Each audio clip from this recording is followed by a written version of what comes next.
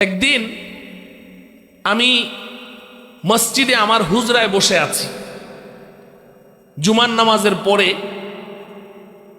আমার একজন ঘনিষ্ঠ বন্ধু, একজন ব্যবসায়ী দিনদার, পুরান ঢাকায় থাকে। তো মুসল্লিদের সাথে কথা বলছি, এর মধ্যে উনি ঢুকলেন। ঢুকে খুব বেপরোয়া একটা ভাব নিয়ে বললেন যে হুজুর, আপনার মাদ্রাসায় কি কি কিতাব লাগবে লিস্টটা আমাকে দেন তো, আমি কিতাবগুলো কিনে দেই। আপনার মাদ্রাসায় কি কি কিতাব লাগবে লিস্টটা আমাকে দেন, আমি কিতাবগুলো কিনে দেই। দাঁড়িয়ে দাঁড়িয়ে বলছেন, বসেনও নাই। তা আমি তাকে জিজ্ঞাসা করলাম, আপনার বাজেট কত?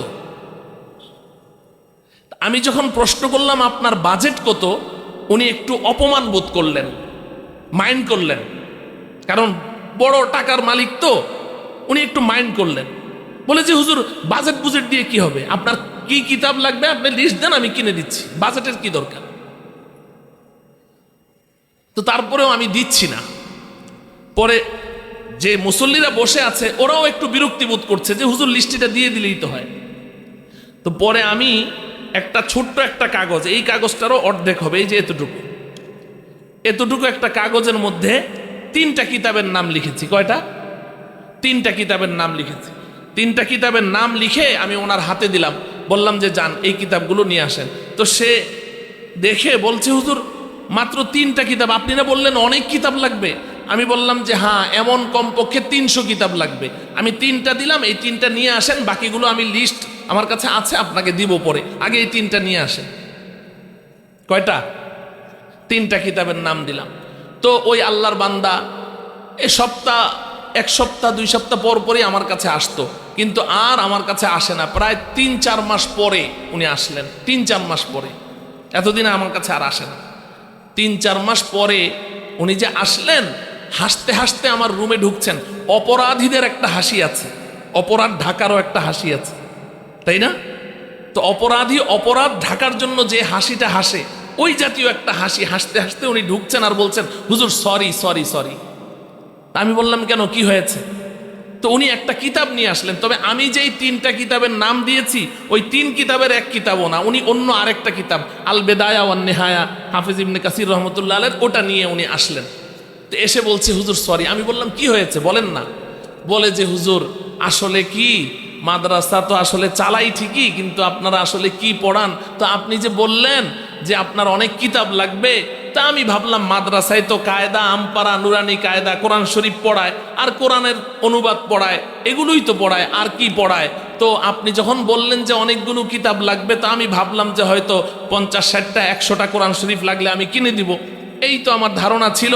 তো আপনি এই 3টা কিতাব দিয়েছেন না, এই 3টা কিতাব কেনার জন্য আমি আবার ওই বাংলা বাজার লাইব্রেরির নাম বলে দিয়েছি, ওই লাইব্রেরিতে গেলে পাবেন। তো ওই 3 কিতাব কেনার জন্য আমি চিন্তা করলাম যে কোরআন শরীফ তো একটা 500 টাকা হইলে পাওয়া যায়, কিতাব হয়তো একটা নাইলে 1000 টাকা হবে। তো আমি 3000 টাকা নিয়ে আমি এই 3টা কিতাব কিনতে লাইব্রেরিতে গিয়েছি। তো সৌভাগ্যক্রমে আমার এক ভাই আমার কাছে 10,000 টাকা পাইতো, ওইটাও পকেটে ছিল। তো আমি ওই লাইব্রেরিতে গেলাম, লাইব্রেরিতে গিয়ে এখন ওই মালিককে আমি কাগজটা দিলাম, কাগজটা দিয়ে বললাম ভাই আমার এই 3টা কিতাব আমাকে দেন। এখন ওই কুতুবখানার মালিক, লাইব্রেরির মালিক, সে এই কিতাবের নামগুলো পড়ে আর আমার চেহারার দিকে তাকায়, নামগুলো পড়ে আমার চেহারার দিকে তাকায়, পট করে আমাকে বলছে ভাই আপনার বাজেট কত?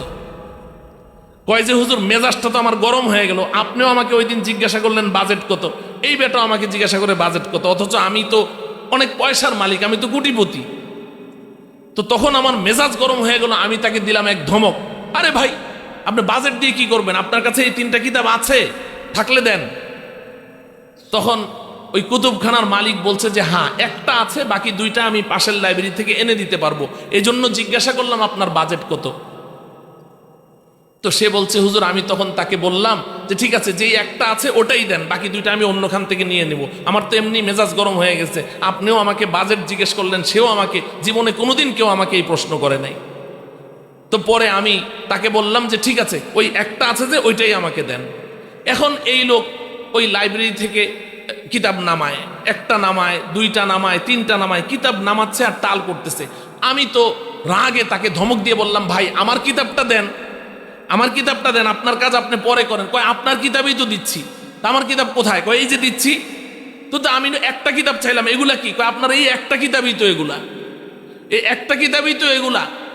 আমি যেই 3টা কিতাবের নাম লিখেছিলাম তার মধ্যে সবচেয়ে ছোট কিতাব ছিল মুসনাদে আহমদ ইবনে হাম্বল। তো ওই লোকের কাছে ওইটাই ছিল 58 ভলিউমে, 58 খণ্ড।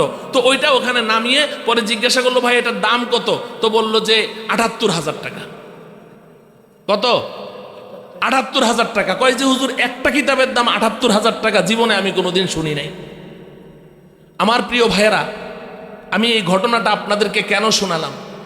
আপনাদের স্বচ্ছ ধারণা নাই যে আমাদের কওমি মাদ্রাসায় আসলে কি পড়ানো হয়। এজন্য আমি আজকে আপনাদের এই ব্যাপারে ওই আয়াত এবং হাদিসের কন্ট্রাডিকশন এটা দূর করার জন্যই, এটার ব্যাখ্যার জন্যই আপনাকে আগে এটা বুঝতে হবে। আমরা আমাদের কওমি মাদ্রাসায় যা পড়াই আপনাদের সন্তানদেরকে, এই শিক্ষাটা, এই দ্বীনি শিক্ষা, এটা 3 স্তরের দ্বীনি শিক্ষা। কয় স্তরের বলেন? 3 স্তরের। খুব সংক্ষিপ্ত সময় আমি শেষ করছি। কয় স্তরের দ্বীনি শিক্ষা? 3 স্তরের। 1 নম্বর হলো প্রাথমিক স্তরের দ্বীনি শিক্ষা। বলেন 1 নম্বর কি? প্রাথমিক স্তরের দ্বীনি শিক্ষা। 2 নম্বর হলো মাধ্যমিক স্তরের দ্বীনি শিক্ষা। 3 নম্বর হলো উচ্চ স্তরের দ্বীনি শিক্ষা। কয়টা স্তর হলো? 1 নম্বর কি? প্রাথমিক স্তরের দ্বীনি শিক্ষা। বলেন 1 নম্বর কি? প্রাথমিক স্তরের দ্বীনি শিক্ষা। 2 নম্বর হলো মাধ্যমিক স্তরের দ্বীনি শিক্ষা। 3 নম্বর কি? উচ্চ স্তরের দ্বীনি শিক্ষা। এবার বুঝেন প্রাথমিক স্তরের দ্বীনি শিক্ষাটা কি, এটা আপনাদেরকে বোঝানো দরকার, এবং এই উদ্দেশ্যে আমি এই লম্বা চৌড়া কথাগুলো বলতেছি। প্রাথমিক স্তরের দ্বীনি শিক্ষা কাকে বলে? প্রাথমিক স্তরের দ্বীনি শিক্ষা হলো যে আমি, আপনি, এই যে আমরা এখানে আছি, আমি একজন ইমানদার মুসলমান হিসেবে জীবনযাপন করতে চাই। লিয়াতাফাক্কাহু ফিদ্দীন وَلِيُنذِرُوا قَوْمَهُمْ إِذَا رَجَعُوا إِلَيْهِمْ لَعَلَّهُمْ يَحْذَرُونَ وَقَالَ رَسُولُ اللَّهِ صَلَّى اللَّهُ عَلَيْهِ وَسَلَّمَ طَلَبُ الْعِلْمِ فَرِيضَةٌ عَلَى كُلِّ مُسْلِمٍ رواه الإمام ابن ماجة في سننه وقال رسول الله صلى الله عليه وسلم يحمل هذا العلم من كل خلف عدوله ينفون عنه تحريف الغالين وانتحال المبطلين وتأويل الجاهلين رواه الإمام البيهقي في المدخل صدق الله مولانا العظيم وصدق رسوله النبي الكريم ونحن على ذلك من الشاهدين والشاكرين والحمد لله رب العالمين সকলে একবার মুহাব্বতের সাথে দুরূদ ইব্রাহিমি পড়ি। আল্লাহুম্মা সাল্লি আলা মুহাম্মাদিন ওয়া আলা আলি মুহাম্মাদ كما صليت على إبراهيم وعلى آل إبراهيم إنك حميد مجيد اللهم بارك على محمد وعلى آل محمد كما باركت على إبراهيم وعلى آل إبراهيم إنك حميد مجيد বাংলাদেশের ঐতিহ্যবাহী দ্বীনি ইদারা কাসিমুল উলুম কাকড়দিয়া শেওলা দক্ষিণ ভাগ মেওয়া বিয়ানীবাজার সিলেটের উদ্যোগে আয়োজিত অদ্যকার ৬৬তম বার্ষিক দ্বিতীয় ওয়াজ মাহফিলের সম্মানিত সভাপতি উস্তাজুল আসাতিজা, বাংলাদেশের হাজার হাজার উলামায়ে কেরামের রাহবার হযরতুল উস্তাজ আল্লামা শেখ জিয়াউদ্দিন হাফিজাহুল্লাহ তাআলা সহ দিগার হযরত উলামায়ে কেরাম, আইম্মায়ে মাসাজিদ, খুতাবায়ে ইজম, সামনে উপবিষ্ট আমার অত্যন্ত শ্রদ্ধাভাজন দিনদার, পরহেজগার, আল্লাহ প্রেমিক, রসুল প্রেমিক, উলামা প্রেমিক, ধর্মপ্রাণ ভাই ও বন্ধুগণ, মুরব্বিয়ানে ইজম, যুবক ভাইয়েরা, এয়ারপোর্ট থেকে এই পর্যন্ত যতটুকু পথ আমি অতিক্রম করেছি, আমি আমার বাসা থেকে এত দূরে মাহফিলে যাই না। আমার বাবা অসুস্থ, আজকে 18 বছর সাহেবে ফেরাস, বিছানায় পড়ে আছেন, পেশাব পায়খানা সব বিছানায়। আমার আম্মা নেই, বাবার খেদমতের কারণে আমি দূরে কোথাও যেতে পারি না। এয়ারপোর্ট থেকে যত দূর এখানে এসেছি, এত দূরে ঢাকা থেকেও আমি মাহফিলে যাই না। কিন্তু সিলেটে আসি ভিন্ন উদ্দেশ্যে। অন্যান্য জায়গায় তো নসিহাত করার জন্যে, বয়ান করার জন্যে যাই, আর সিলেটে আসি আমাদের বুজুর্গ উলামায়ে কেরাম, যাদেরকে এখনো আল্লাহ রব্বুল আলামিন আমাদের মাথার ছায়া হিসেবে, আমাদের উপর রহমত হিসেবে রেখেছেন, তাদের কাছ থেকে একটু সোহবত লাভের আশা এখানে আসি, আর কিছুই না। আল্লাহ রব্বুল আলামিন আমাদের আজকের এই মাহফিলে আসা এবং বসাকে কবুল করে নেন। মহতারাম হাজিরিন, যেহেতু আমাকে আবার চলে যেতে হবে 8টার ফ্লাইটে, রাস্তা অনেক দূর, এই কারণে কর্তৃপক্ষ আমাকে এখন নির্দেশ করেছেন 2-4টি কথা বলার জন্য। আমার উস্তাদ তুল্য উলামায়ে কেরাম আমার পাশে বসে আছেন, আমি মুখতাসার সময় তাদেরকে একটু সবক শোনাই। ছাত্ররা উস্তাদকে যেভাবে সবক শোনায়, আমিও তাদেরকে সবক শোনানোর উদ্দেশ্যে 2-4টি কথা আপনাদের সম্মুখে নিবেদন করতে চাই। মহতারাম হাজিরিন, দেখুন, একটি কথা আমরা সকলেই জানি যে এই পৃথিবীতে আল্লাহ রব্বুল আলামিন আমাকে আপনাকে যত নিয়ামত দিয়েছেন, এই সমস্ত নিয়ামত রাজির মাঝে সবচেয়ে দামি এবং সবচেয়ে মূল্যবান নিয়ামতের নাম ঈমান। ঈমানের চেয়ে দামি, ঈমানের চেয়ে মূল্যবান কোনো নিয়ামত আল্লাহ রব্বুল আলামিন এই পৃথিবীতে কাউকেই দান করেননি। অতএব যার মধ্যে খাঁটি ঈমান আছে, শিরক মুক্ত ঈমান আছে, বিদআত মুক্ত ঈমান আছে, নির্ভেজাল ঈমানের মালিক, সে এই পৃথিবীর সর্বশ্রেষ্ঠ সম্পদের মালিক। আল্লাহ রব্বুল আলামিন আমাকে আপনাকে শিরক মুক্ত, বিদআত মুক্ত, নির্ভেজাল ঈমানের মালিক হওয়ার তৌফিক দান করুন। আমি আজকে ঈমান সম্পর্কে আর লম্বা কথা বলবো না, যদিও ঈমানের উপরে লম্বা আলোচনা হওয়া দরকার। বর্তমান সময়ে 90% মুসলমান ঈমান বুঝে না, যার কারণে ওরা নামাজ পড়ে না, রমজানে রোজা রাখে না, দিন শরীয়ত মানে না। ওরা মনে করে যে আমি তো স্রষ্টা হিসেবে আল্লাহকে বিশ্বাস করি, আমি তো নবী মুহাম্মদুর রাসূলুল্লাহ সাল্লাল্লাহু আলাইহি ওয়াসাল্লামকে বিশ্বাস করি, আমি তো পরকালকে বিশ্বাস করি, অতএব আমি তো ঈমানদার। নামাজ রোজা করি আর না করি, একদিন তো পার পাওয়া যাবে। এই শয়তানের এই ধোকায় 90% মুসলমান আজকাল বেনামাজি, তারা ঈমান বুঝে না। কিন্তু আমার প্রিয় ভাই, নামাজ ছাড়া ঈমান থাকে না, নামাজ ছাড়া ঈমান থাকে না। একটা সময় মানুষ হাসতে হাসতে বলতো, এখন কিন্তু সিরিয়াসলি বলে যে হুজুর নামাজ না পড়লে কি হবে, আমার ঈমান ঠিক আছে। নামাজ ছাড়া ঈমান থাকে না। আমার প্রিয় যুবক ভাইয়েরা, যদি তুমি ঈমান ধরে রাখতে চাও, ঈমান নামের তোমার পৃথিবীর একমাত্র পুঁজি, একমাত্র সম্পদটুকু তুমি যদি সযতনে লালন করতে চাও, তাহলে তোমাকে নামাজ পড়তেই হবে। কারণ রাসূলুল্লাহ সাল্লাল্লাহু আলাইহি ওয়াসাল্লাম পরিষ্কার বলে দিয়েছেন, বাইনাল আবদি ওয়াল কুফরি তারকুস সালাহ, কে ইমানদার কে বেঈমান এটা কারো কপালে লেখা থাকে না। আমি কি করে বুঝবো আপনি ইমানদার কিনা? আপনি কি করে বুঝবেন আমি ইমানদার কিনা? এটা বোঝার একমাত্র আলামতের নাম হলো নামাজ। দেখো লোকটি নামাজ পড়ে কিনা, মসজিদে যাতায়াত করে কিনা।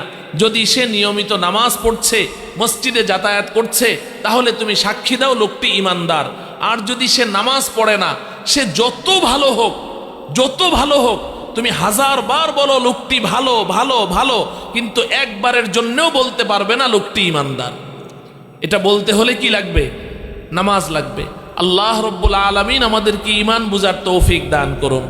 আমি আজকে যে বিষয়টি আপনাদেরকে বলতে চাই, যেহেতু একটি দ্বীনি শিক্ষা প্রতিষ্ঠানের উদ্যোগে আজকের এই মাহফিলের আয়োজন, এই কারণে আমি যে বিষয়টির দিকে আপনাদের দৃষ্টি আকর্ষণ করতে চাই সেটা হলো যে পৃথিবীর এই শ্রেষ্ঠ সম্পদ ঈমানের পরে, পৃথিবীর শ্রেষ্ঠ সম্পদ ঈমানের পরে সবচাইতে দামি এবং মূল্যবান সম্পদের নাম হলো ইলম আর শিক্ষা। ইলম হচ্ছে ঈমানের পরে সবচাইতে দামি সম্পদ। এটা আমার কথা নয়, কোনো আলেমের কথা নয়, বরং এটা আমাদের সালাফ থেকেই শুরু হয়েছে এই কথা। ইমাম শাতিবী রহমতুল্লাহি আলাইহি আল মুওয়াফাকাত নামক কিতাবের মধ্যে পরিষ্কার এ কথা দালাইলের মাধ্যমে লিখে গেছেন। আমার শাইখ মুর্শিদ শাইখুল ইসলাম আল্লামা তাকি উসমানী হাফিজাহুল্লাহু তাআলা উনি বারহা ওনার মালফুজাতের মধ্যে লিখেছেন যে ঈমানের পরে পৃথিবীর সবচেয়ে দামি সম্পদের নাম হলো ইলম আর শিক্ষা। এই ইলম সম্পর্কে আমি কোরআনে কারীমের একটি আয়াত তেলাওয়াত করেছি। নবীজি সাল্লাল্লাহু আলাইহি ওয়াসাল্লামের অসংখ্য অগণিত হাদিস সমূহ থেকে 2টি হাদিস পাঠ করেছি। আমি এই কোরআনের আয়াত এবং হাদিসের উপরে 2-4টি কথা আপনাদের সম্মুখে নিবেদন করব এবং এর ভেতরে আমার একটা উদ্দেশ্য আছে।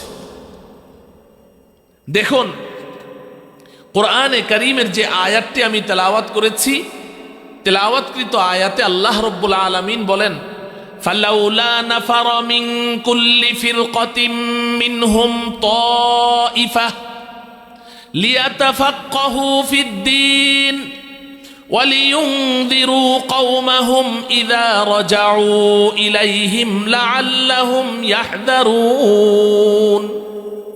আল্লাহ রব্বুল আলামিন বলেন, এই দুনিয়ার মুসলমানেরা, তোমাদের প্রতিটি মহল্লা, প্রতিটি বস্তি, প্রতিটি এলাকা থেকে কিছু মানুষ কেন বের হয়ে যাও না? ফালাউলা নাফারা আই ফাহাল্লা খরাজা মিন কুল্লি ফিরকাতিন মিনহুম তাইফাতুন আই জামাআতুন সাগীরাতুন।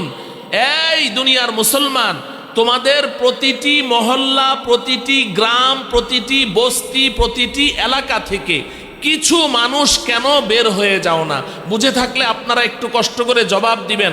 সব মানুষ বের হয়ে যাও না, কিছু মানুষ, কিছু মানুষ। এই শব্দটা মনে রাখতে হবে আমার কথাটা বুঝতে হলে। তো আল্লাহ রব্বুল আলামিন বলছেন, তোমাদের প্রতিটি এলাকা, প্রতিটি মহল্লা, প্রতিটি গ্রাম, প্রতিটি কওম থেকে, প্রতিটি বস্তি থেকে কিছু মানুষ কেন বের হয়ে যাচ্ছ না? বের হয়ে কি করবে? লিয়াতাফাক্কাহু ফিদ-দীন, দ্বীনের গভীর জ্ঞান অর্জন করবে, বুৎপত্তি অর্জন করবে, পাণ্ডিত্য অর্জন করবে।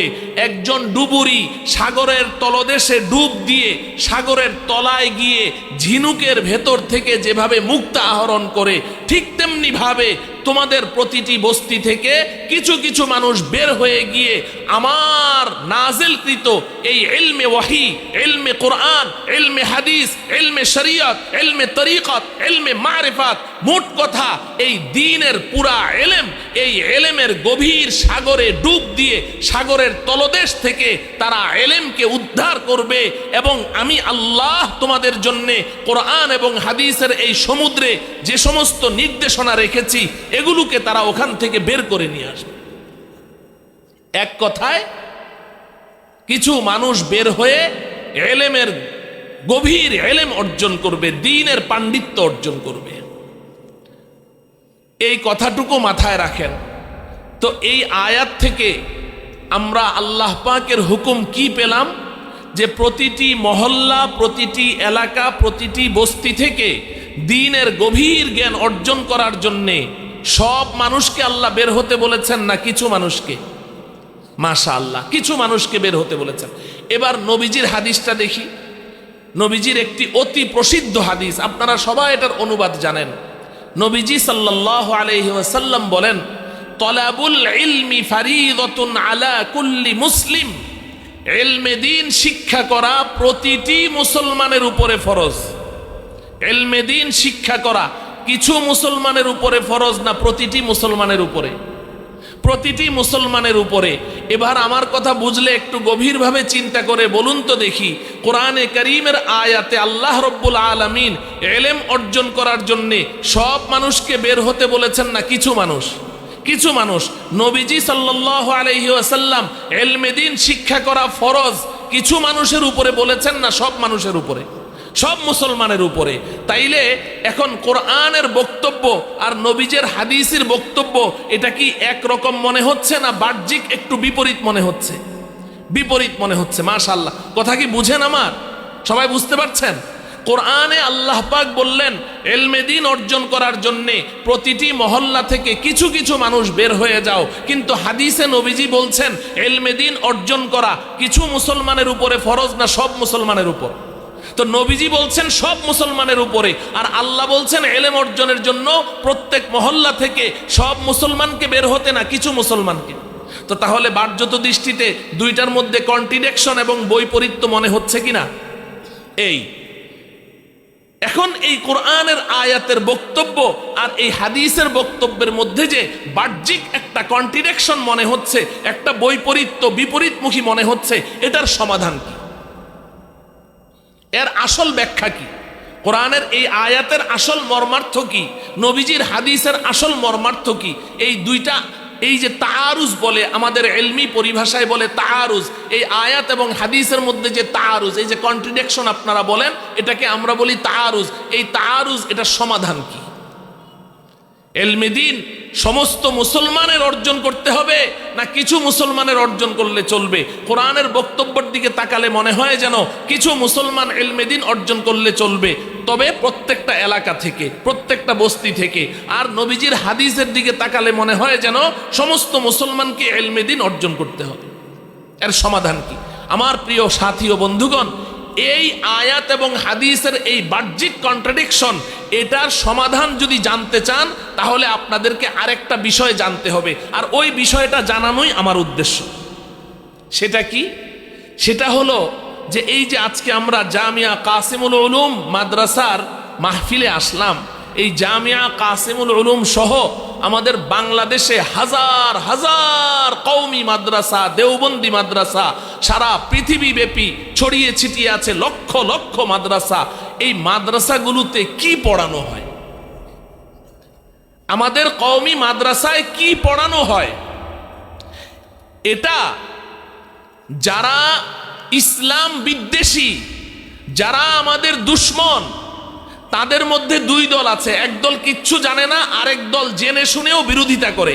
আমি আজকে তাদের কথা বলছি না, আমি আজকে আপনাদেরকে বলছি। আমার সামনে এই প্যান্ডেলের ভেতরে আপনারা যারা বসে আছেন, যারা উলামায়ে কেরামের সাথে চলেন, যারা মাদ্রাসাকে ভালোবাসেন, তালিবুল ইলমদেরকে ভালোবাসেন, মাদ্রাসা পরিচালনা করেন, মাদ্রাসায় নিয়মিত দান করেন, মাদ্রাসার খোঁজ খবর রাখেন, আমি আপনাদেরকে বলছি, এই আপনারাও আমাদের এই কওমি মাদ্রাসায় কি পড়ানো হয় এই ব্যাপারে স্বচ্ছ ধারণা আপনাদেরও নাই।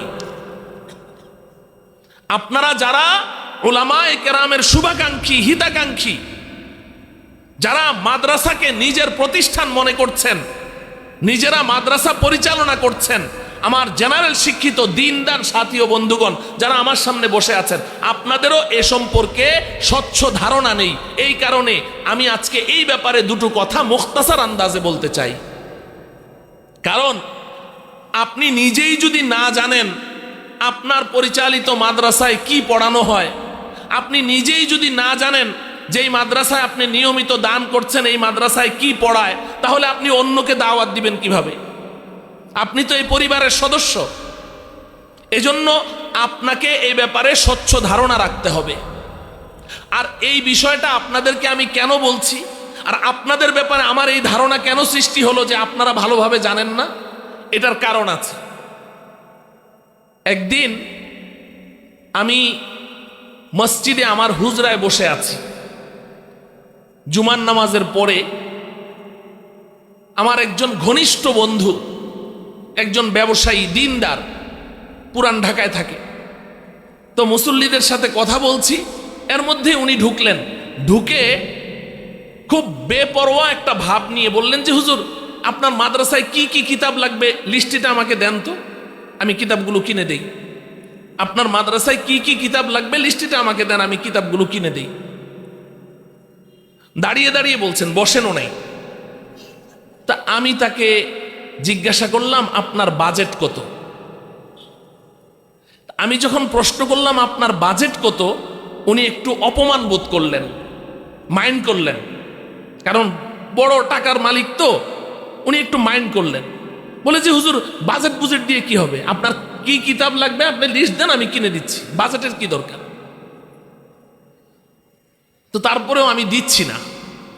পরে যে মুসল্লিরা বসে আছে ওরাও একটু বিরক্তি বোধ করছে যে হুজুর লিস্টটা দিয়ে দিলেই তো হয়।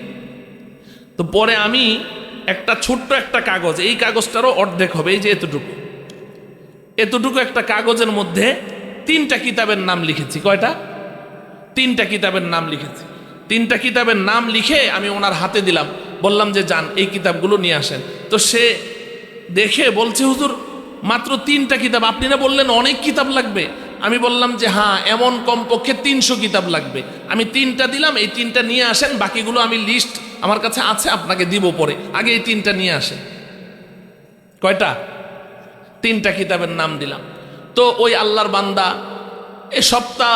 এক সপ্তাহ 2 সপ্তাহ পর পরই আমার কাছে আসতো, কিন্তু আর আমার কাছে আসে না। প্রায় 3-4 মাস পরে উনি আসলেন, 3-4 মাস পরে, এতদিন আমার কাছে আর আসে না। 3-4 মাস পরে উনি যে আসলেন, হাসতে হাসতে আমার রুমে ঢুকছেন। অপরাধীদের একটা হাসি আছে, অপরাধ ঢাকারও একটা হাসি আছে, তাই না?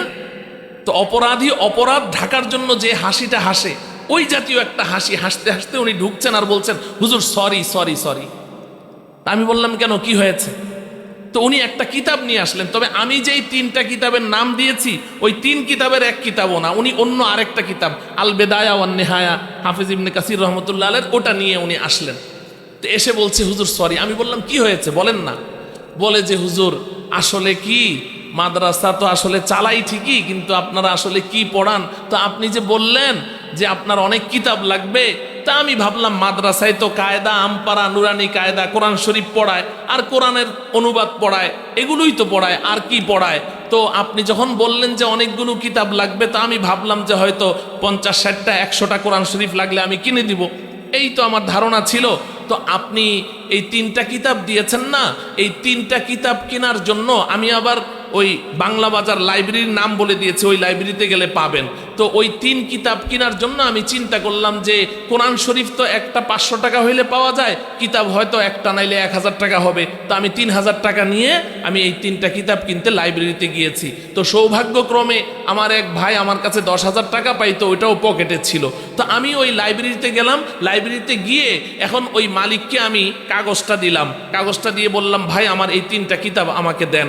এখন ওই কুতুবখানার মালিক, লাইব্রেরির মালিক, সে এই কিতাবের নামগুলো পড়ে আর আমার চেহারার দিকে তাকায়, নামগুলো পড়ে আমার চেহারার দিকে তাকায়, পট করে আমাকে বলছে ভাই আপনার বাজেট কত? কয় যে হুজুর মেজাজটা তো আমার গরম হয়ে গেল, আপনিও আমাকে ওই দিন জিজ্ঞাসা করলেন বাজেট কত, এই বেটা আমাকে জিজ্ঞাসা করে বাজেট কত, অথচ আমি তো অনেক পয়সার মালিক, আমি তো কোটিপতি।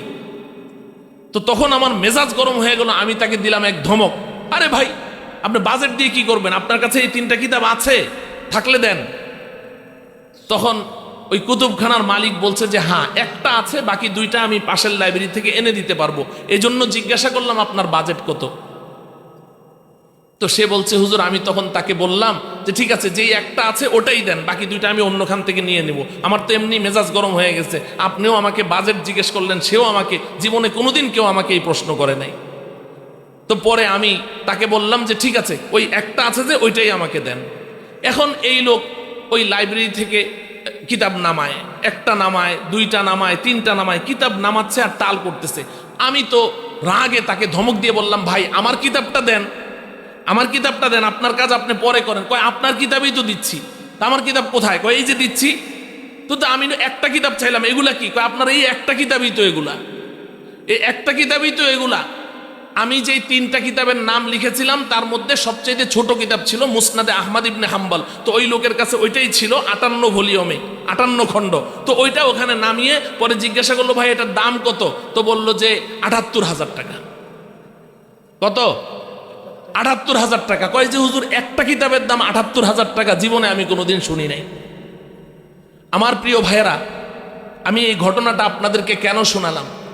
আপনাদের স্বচ্ছ ধারণা নাই যে আমাদের কওমি মাদ্রাসায় আসলে কি পড়ানো হয়। এজন্য আমি আজকে আপনাদের এই ব্যাপারে ওই আয়াত এবং হাদিসের কন্ট্রাডিকশন এটা দূর করার জন্যই, এটার ব্যাখ্যার জন্যই আপনাকে আগে এটা বুঝতে হবে। আমরা আমাদের কওমি মাদ্রাসায় যা পড়াই আপনাদের সন্তানদেরকে, এই শিক্ষাটা, এই দ্বীনি শিক্ষা, এটা 3 স্তরের দ্বীনি শিক্ষা। কয় স্তরের বলেন? 3 স্তরের। খুব সংক্ষিপ্ত সময় আমি শেষ করছি। কয় স্তরের দ্বীনি শিক্ষা? 3 স্তরের। 1 নম্বর হলো প্রাথমিক স্তরের দ্বীনি শিক্ষা। বলেন 1 নম্বর কি? প্রাথমিক স্তরের দ্বীনি শিক্ষা। 2 নম্বর হলো মাধ্যমিক স্তরের দ্বীনি শিক্ষা। 3 নম্বর হলো উচ্চ স্তরের দ্বীনি শিক্ষা। কয়টা স্তর হলো? 1 নম্বর কি? প্রাথমিক স্তরের দ্বীনি শিক্ষা। বলেন 1 নম্বর কি? প্রাথমিক স্তরের দ্বীনি শিক্ষা। 2 নম্বর হলো মাধ্যমিক স্তরের দ্বীনি শিক্ষা। 3 নম্বর কি? উচ্চ স্তরের দ্বীনি শিক্ষা। এবার বুঝেন প্রাথমিক স্তরের দ্বীনি শিক্ষাটা কি, এটা আপনাদেরকে বোঝানো দরকার, এবং এই উদ্দেশ্যে আমি এই লম্বা চৌড়া কথাগুলো বলতেছি। প্রাথমিক স্তরের দ্বীনি শিক্ষা কাকে বলে? প্রাথমিক স্তরের দ্বীনি শিক্ষা হলো যে আমি, আপনি, এই যে আমরা এখানে আছি, আমি একজন ইমানদার মুসলমান হিসেবে জীবনযাপন করতে চাই। আমি একজন ব্যবসায়ী, আমি একজন ডাক্তার, আমি একজন ইঞ্জিনিয়ার, আমি একজন প্রফেসর, আমি একজন প্রকৌশলী, আমি একজন পাইলট, আমি যেই হই না কেন, কিন্তু আমি একজন ইমানদার মুসলমান হিসেবে আমার জীবনটা আমি চালাতে চাই। একজন ইমানদার মুসলমান হিসেবে বাঁচতে হলে ন্যূনতম যতটুকু শিক্ষা না হলেই নয়, এটাকে বলা হয় প্রাথমিক স্তরের দ্বীনি শিক্ষা। আমি আবারও বলছি, একজন ইমানদার মুসলমান হিসেবে আমি বাঁচতে চাই, আমার ঈমান নিয়ে আমি বাঁচতে চাই, ঈমান নিয়ে মরতে চাই। একজন ইমানদার মুসলমান হিসেবে বাঁচার জন্য ন্যূনতম যতটুকু শিক্ষা না হলে নয়, যতটুকু শিক্ষা না থাকলে আমার ঈমান টিকে না, যতটুকু শিক্ষা না থাকলে আমার ইসলাম টিকে না, এই ন্যূনতম এতটুকু শিক্ষাকে কি বলা হয়? সবাই বলতে হবে, প্রাথমিক স্তরের দ্বীনি শিক্ষা। এটা হলো প্রাথমিক স্তরের দ্বীনি শিক্ষা।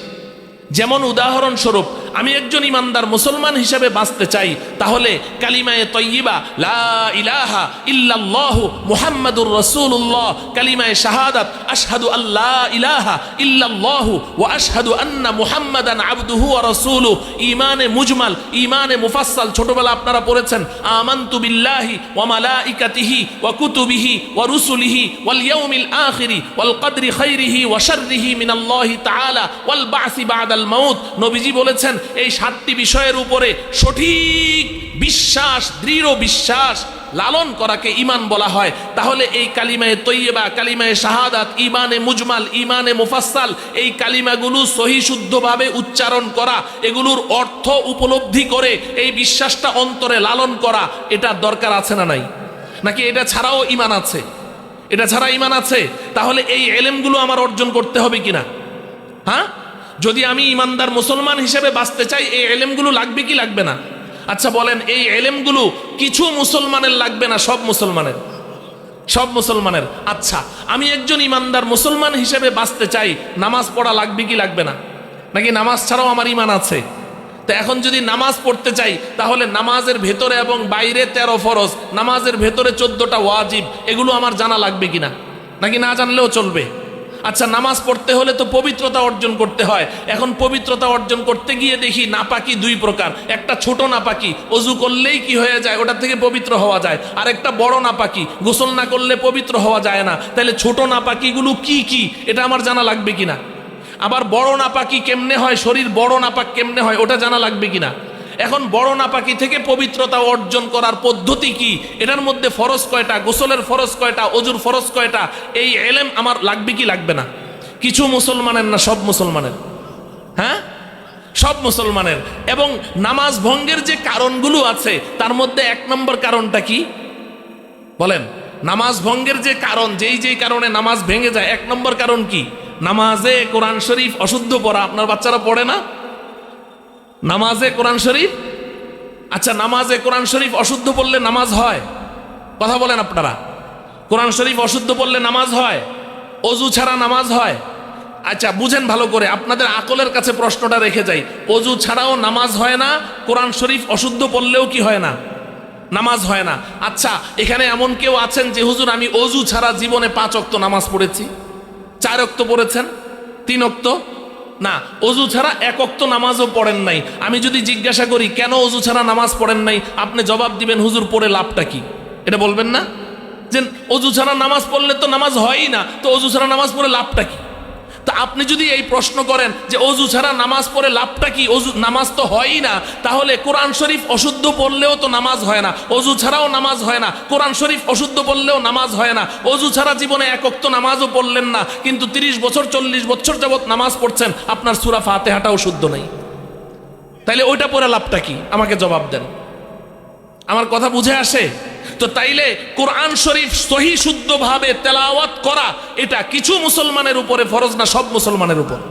সব মুসলমানের উপর, শুধু মাদ্রাসার ছাত্রদের উপরে না, স্কুলের ছাত্রদের উপরেও, কলেজের ছাত্রদের উপরেও, ভার্সিটির ছাত্রদের উপরেও, ঠিক কিনা বলেন?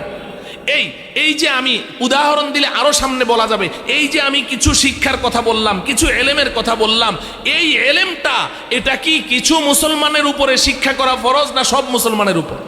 সব মুসলমানের উপরে। আমার প্রিয় সাথী ও বন্ধুগণ, নবীজি সাল্লাল্লাহু আলাইহি ওয়াসাল্লাম তিনি তলাবুল ইলমি ফারিদাতুন আলা কুল্লি মুসলিম, এই হাদিসের মধ্যে এই প্রাথমিক স্তরের এলেমের কথা বলেছেন। এই প্রাথমিক স্তরের দ্বীনি শিক্ষা এটা সমস্ত মুসলমানের উপরে ফরজ। কথা বুঝে আসলো?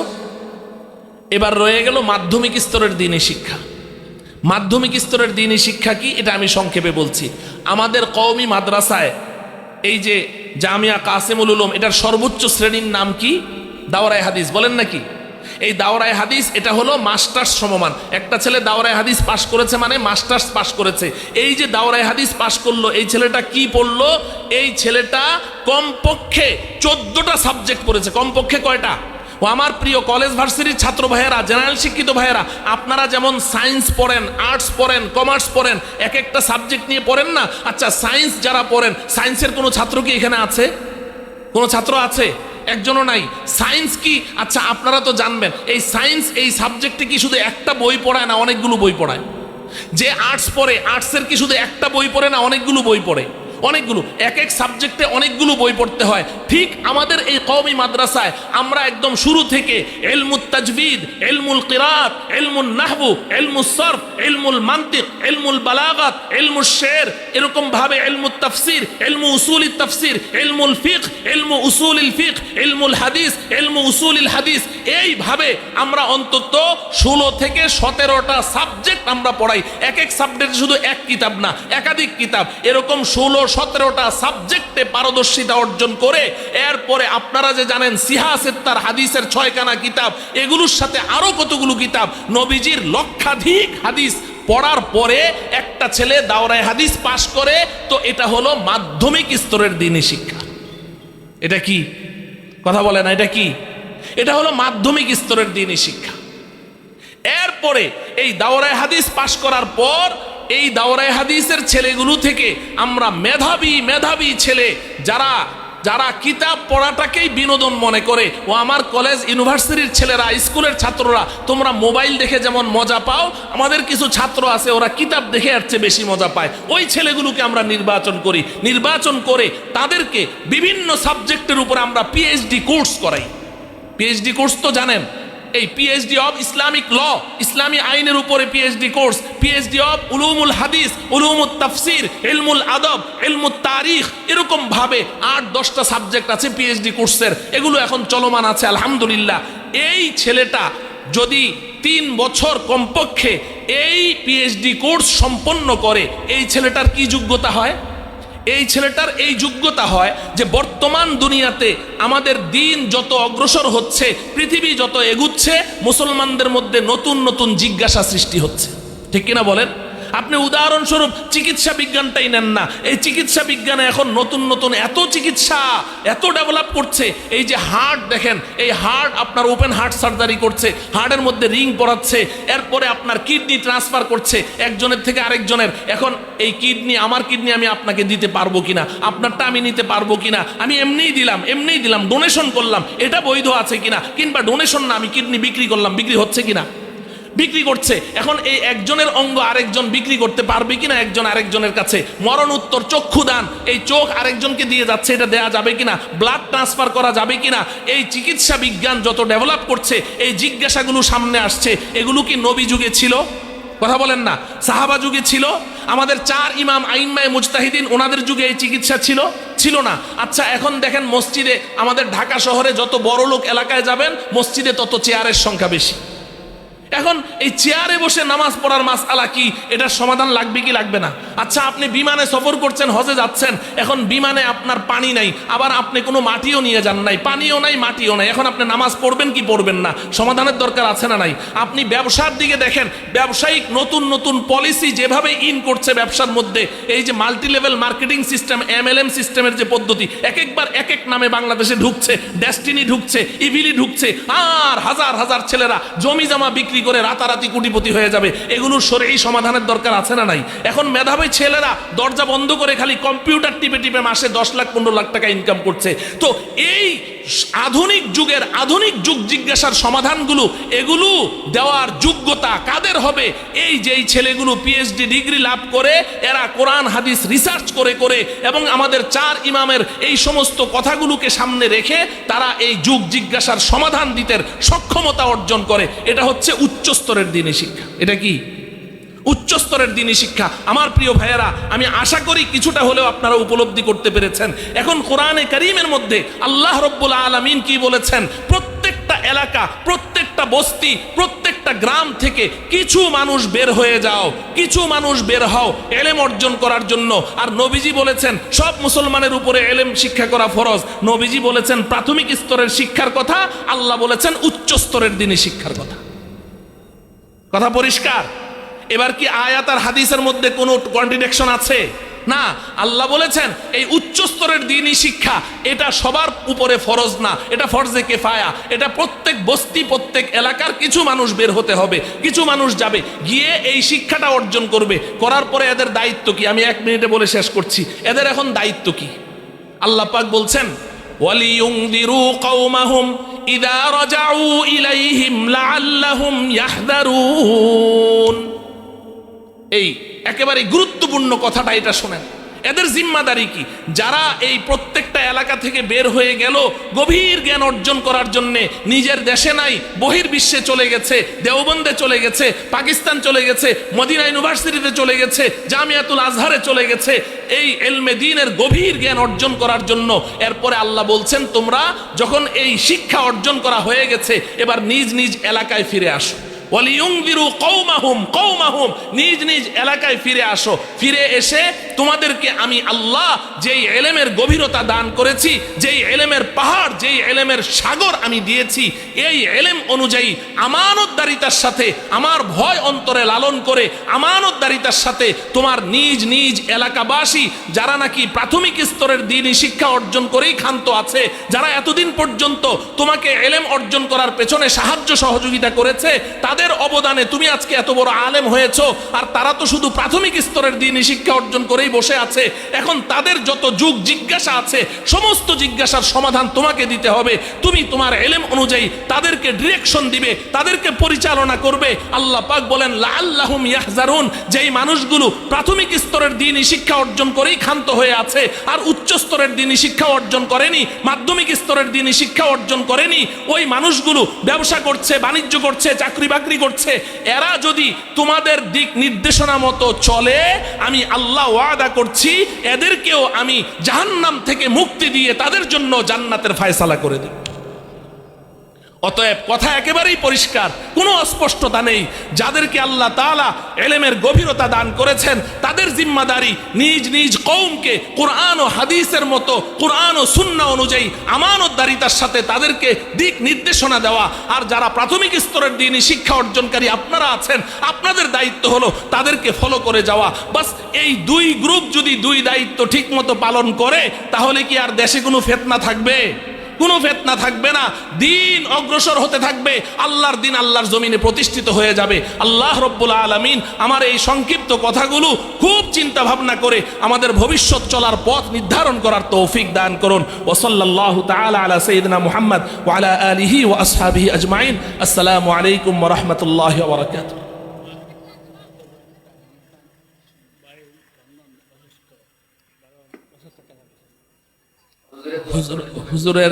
হুজুরের চাচাতো বোন রায়হানা, হুজুরের ভাই বিদেশে অসুস্থ আছে, আসাদ আহমদ 12,000 টাকা দিয়েছে মাদ্রাসায়। সকলেই বলে আলহামদুলিল্লাহ। আল্লাহ রব্বুল আলামিন দেখেন বোন তার ভাইয়ের জন্য কত দরদ। আল্লাহ তাআলা তার ভাইকে পূর্ণ সুস্থ করে দেন, সমস্ত বালা মুসিবত থেকে আল্লাহ তাআলা হেফাজত করেন। আর দোয়া হুজুর আলহামদুলিল্লাহি রাব্বিল আলামিন والصلاة والسلام على إمام المرسلين وعلى آله وأصحابه أجمعين। রব্বুল আলামিন, আমি একজন গুনাহগার, আমি একজন নাখান্দা, আমি একজন জাহেল। আপনার দুই ওলিকে দুই পাশে বসিয়ে খাস করে হযরত মাওলানা জিয়াউদ্দিন সাহেব দামাত বারাকাতুহুম, যার জন্য সারা দেশবাসী দোয়া করছে, তার দীর্ঘ হায়াতে তৈয়বা তবিলার জন্য, সিহাত ও আফিয়াতের জন্য এমন আপনার একজন সাক্ষাৎ ওলিকে সাথে নিয়ে, আরো কত কত উলামায়ে কেরামকে সাথে নিয়ে আমি গুনাহগার আপনার দুয়ারে হাত পেতেছি। মাওলা, আমার সাথে যারা হাত তুলেছে সবাইকে আপনি মাফ করে দেন। মাওলা, আমাদের সবাইকে মাফ করে দেন। আমাদের মা বাবা, দাদা দাদু, নানা নানু, আত্মীয় স্বজন, পাড়া প্রতিবেশী, দোস্ত আহবাব সবাইকে মাফ করে দেন। রব্বুল আলামিন প্রত্যেকের মনের সমস্ত নেক তামান্নাগুলো পুরা করে দেন। জীবনের সমস্ত নেক দোয়া কবুল করে নেন। জামিয়া কাসিমুল উলুমকে আপনি কবুল করেন।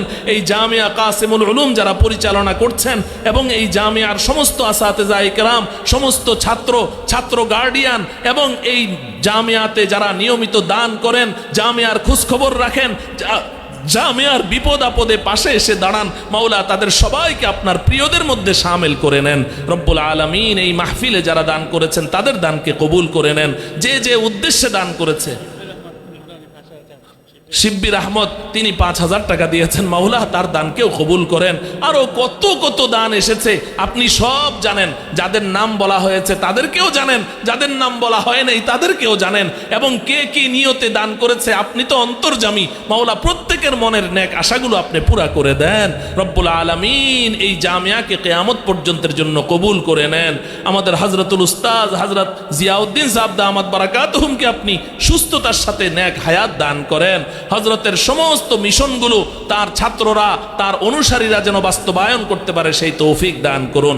রব্বুল আলামিন আমার সামনে যারা হাত তুলে আছেন প্রত্যেকের সব ধরনের সমস্যার সমাধান করে দেন, পেরেশানি দূর করে দেন, পরিবারের অশান্তি থাকলে দূর করে দেন, স্বামী স্ত্রীর মধ্যে অমিল থাকলে মিল মোহাব্বত বাড়িয়ে দেন, সন্তান মা বাবার অবাধ্য থাকলে সন্তানকে নেককার পরহেজগার বানিয়ে দেন, কারো ঋণ থাকলে সহজে ঋণ পরিশোধ করে দেন। রব্বুল আলামিন কারো অভাব থাকলে আপনি অভাব দূর করে দেন। দুনিয়া ও আখিরাতে ইজ্জত ও সম্মানের জিন্দেগি দান করেন, ঈমানি জিন্দেগি দান করেন। ওয়া সাল্লাল্লাহু তাআলা আলা সাইয়্যিদিনা মুহাম্মদ ওয়া আলা আলিহি ওয়া আসহাবিহি আজমাইন। আমিন আমিন আমিন বিরহমাতিকা ইয়া আরহামার রাহিমিন।